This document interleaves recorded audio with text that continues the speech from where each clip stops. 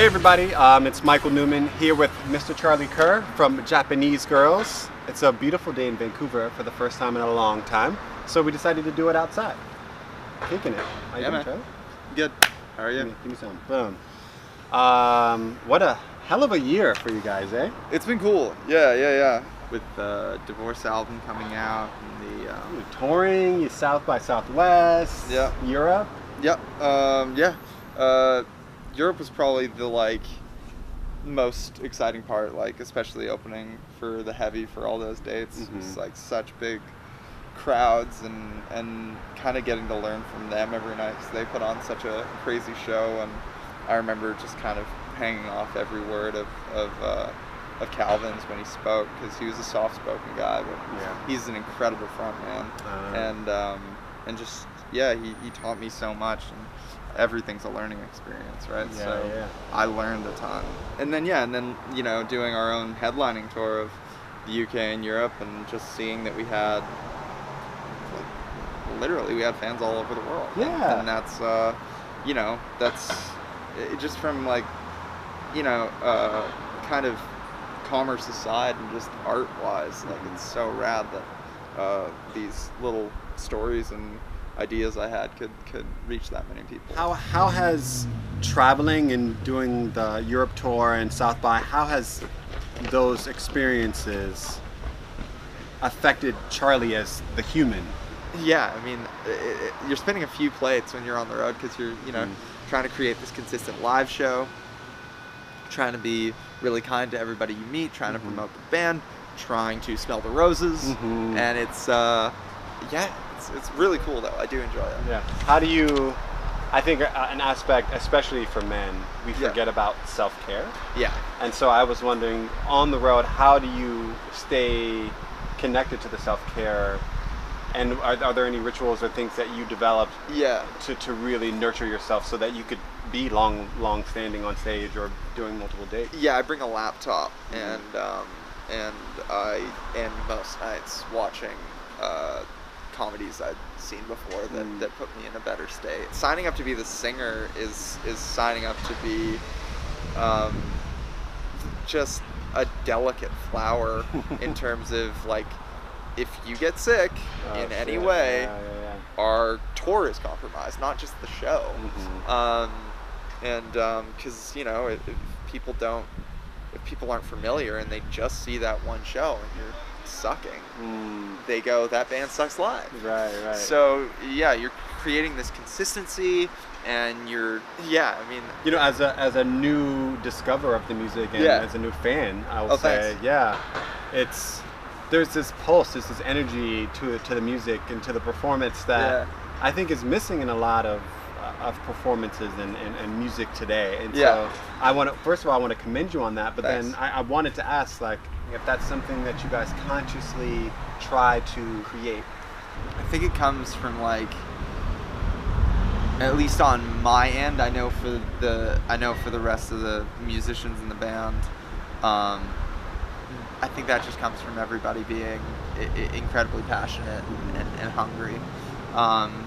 But at least on my end, I think the way that things come off with an urgency and importance is because everything I'm singing about is deliberate and important to me.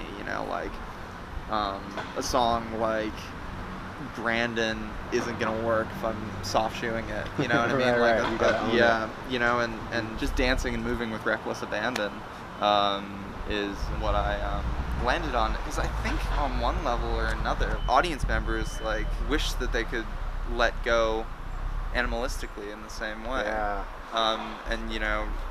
Whether it's punching a pillow or what have you, I think it inspires cool tribal mentality in the audience and with the musicians. As soon as you said that, the inspiration I got as an audience member, just being more self-aware of the vibe. I think culturally, we don't know what to do with each other. Right? We don't know how to be with each other. When a performer is showing you this impromptu, non-scripted, non-conforming vibe, it gets you like, yeah, I want to get loose, I want to get weird. Yeah, like music in general tells you, if it's doing it right, it tells you things like, you know, it doesn't matter you can't sing, it doesn't matter that you hate your job, at least in this moment. Yeah. You're part of something. Right. Has there been anything in your life that pushed you to music, whether it was something in your childhood that forced you for some kind of catharsis or some kind of getaway from an experience? I think growing up in my house, we played a lot of Motown, and Bob Marley, and that, because I guess it's just like being from the West Coast and being pseudo hippies and shit. That just felt like what they wanted to play for good vibes around. Right, I grew up in a house of divorce, so it was crazy messy, but like somehow, you know, everything's gonna be alright. So, you know, just nonsense. But and I was a shy kid. I was a really small kid.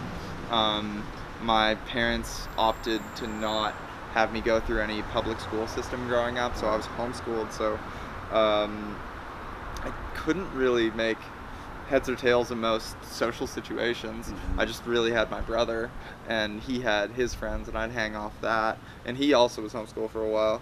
But the point being with that is I wasn't into sports, which is something my dad was really into, my eldest brother was into, and I wasn't really into anything. And then out of nowhere, I asked my dad for a guitar and for lessons, and I think just the notion of me having any sort of hobby was a relief.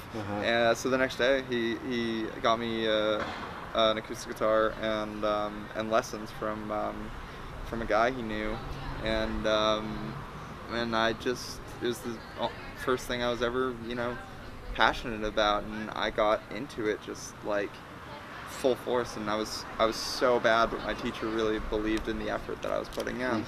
And that's how I started in music, was playing guitar in a Beatles cover band, being 11 years old. That's like a dream for kids, right? I don't know. Like, looking back, it seems so unorthodox. And I feel so bad for everybody who had to, like, herd cats in terms of, like, annoying, hormonal, like, 12-year-olds, like, trying to play these, like, really intricate songs. Yeah. So kind of switching gears a little bit. Speaking on divorce. Yeah. There were a lot of reflective lines. Yeah. Like in Circus and some other tracks. That's weird, right? That was weird. But I love the fact that you touched on it, and I was wondering if you felt more autonomy to really talk about the same things you wanted to say on this album compared to the first one. Yeah. I think on the first one, I'd fooled myself into thinking somehow that none of it was personal. Right. That I was storytelling from more of a place of complete fiction, and these relationships I'd crafted didn't exist. And then the other day I was listening to Circulation, I was like, oh no, that was me getting through this moment, that was this young woman I was seeing, like, et cetera, et cetera. Hindsight. Yeah, but so the goal with the Divorce album was make it like capital P personal. Yeah.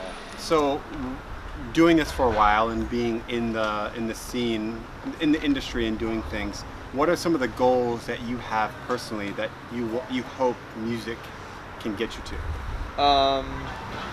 Finding my like, I'm getting better at it, but really, you know, finding my literary voice. Like that's another thing I was trying to do with the Divorce album, was like find my literary voice in a way of no one could have written that line except Charlie. Right. No one could have sung that line except Charlie. That is such a Charlie way to be, and so I just want to keep striving towards that, because, you know, Kurt Vonnegut is my favorite author, and, and you know, I shudder to think what would happen if he hadn't found his own voice and like tried to emulate other people instead. What's the most inspiring book you've ever read? Yeah, Slaughterhouse-Five kind of saved my life. because I was so bogged down by how, you know, good I had it on a global scale, and really figured that I was like such a piece of shit because I wasn't, you know, able to, you know, save the world essentially over and over again. Yeah. And then reading that book, just the way everything was presented was, the world is completely absurd. It's complete chaos. And you have to learn to laugh at it. Yep. It's the only way to get through it. Yeah. Yeah. Which is like an incredible bummer, but so liberating. Yeah. Now, the last question. Yeah. Most important question. I like to think of this as a signature question. Okay, cool. What kind of music do you play when you're cleaning the house?